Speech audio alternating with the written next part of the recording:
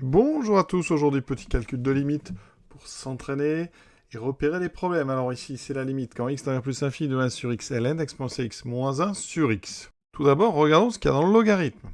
Hein.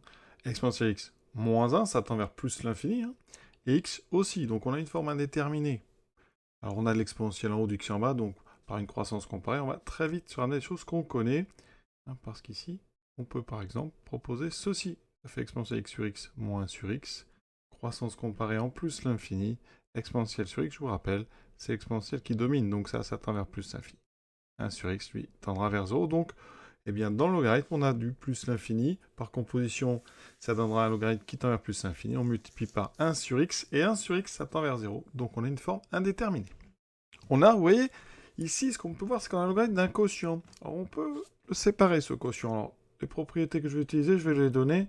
Je vais utiliser celle-ci. Quel que soit E un couple, ici, donc, de réel strictement positif, donc je suis dans R plus étoile, eh bien, ln de A sur B, on peut séparer ln de A moins ln de B. Et j'utiliserai aussi un peu plus loin ln de A fois B, c'est ln de A plus ln de B. Donc, ici, je transforme. J'ai donc mon expression 1 sur x ln d'exponentielle x moins 1 sur x qui est égal donc à 1 sur x. Alors, est-ce que je peux séparer? Mais oui, parce que ici, on prend la limite en plus infini, donc on peut considérer que x est positif.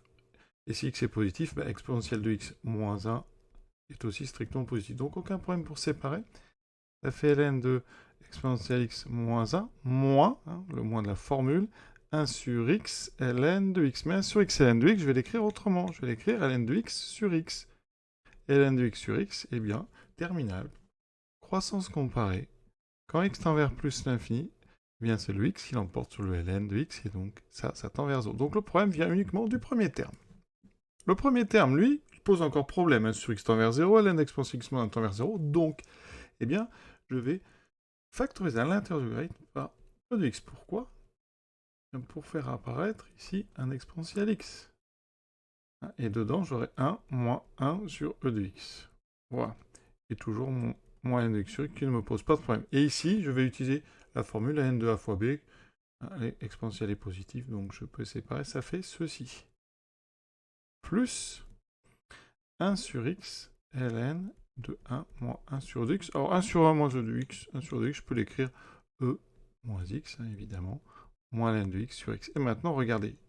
1 sur x ln de 2x, et bien ln de 2x, si x est strictement positif, eh bien, et ça fait x. Donc là, j'ai 1 sur x fois x, et donc, en fait, j'ai fait apparaître un terme qui est égal à 1. On va regarder le reste.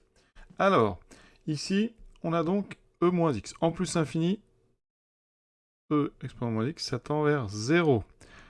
1 moins ceci tend donc vers 1. Donc, dans le logarithme, ça tend vers 1. Donc, mon logarithme, ici, il tend vers 0, bien sûr, quand x tend vers plus l'infini. 1 sur x tend vers 0. Donc, par produit, eh bien, ça tend vers 0. On avait dit que ln de x sur x tendait aussi vers 0 en plus l'infini, donc par somme, vous voyez que, eh bien, la limite que je cherchais, elle est égale à 1. Donc réponse, je vais l'écrire en haut, la limite ici cherchée est égale à 1. On a terminé, à bientôt.